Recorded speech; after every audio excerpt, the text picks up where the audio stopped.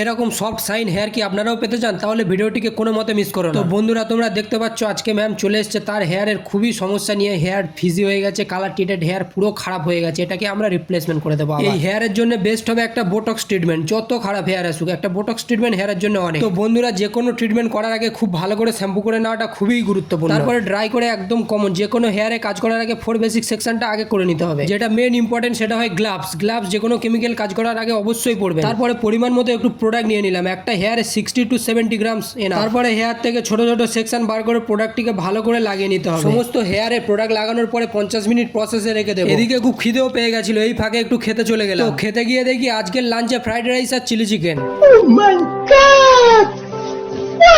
তো আমিও খাবারটা তাড়াতাড়ি খেয়ে নিলাম, কারণ ওদিকে অনেক কাজ পড়ে আছে। তারপরে 50 মিনিট হয়ে যাওয়ার পরে মিডিয়াম হিটে ফুল ড্রাই করে নিলাম। ড্রাই করার পরে ছোট ছোট সেকশন করে ভালো করে আয়রন করতে হবে। যত ভালো করে আয়রন করবে তত ভালো প্রোডাক্টটা হেয়ারে অ্যাবজর্ব হবে এবং রেজাল্টও খুব ভালো আসবে। তো বন্ধুরা, তোমরা দেখতে পাচ্ছ আফটার ট্রিটমেন্ট যে রেজাল্টটা কতটা সাইন দিচ্ছে, যতটা ড্যামেজ ছিল পুরোপুরি রিপেয়ার হয়ে গেছে। এই সাইনের সঙ্গে যে স্ট্রেট লুকটা দেখতে পাচ্ছেন, এটা 5 থেকে 6 মাস থেকে যাবে, শুধু একটু ভালো শ্যাম্পু আর মাস্ক ইউজ করতে হবে। তোমাদের যদি কারোর এরকম হেয়ারের প্রবলেম থেকে থাকে, যে কালার হয়ে খারাপ হয়ে গেছে, হেয়ার ফিজি মেনটেন করতে পারছে না, তো একটা বোটক্স ট্রিটমেন্ট অবশ্যই করে নিতে পারেন। তো টাটা বন্ধুরা, পরে ভিডিও আসছে, আবার দেখা হবে।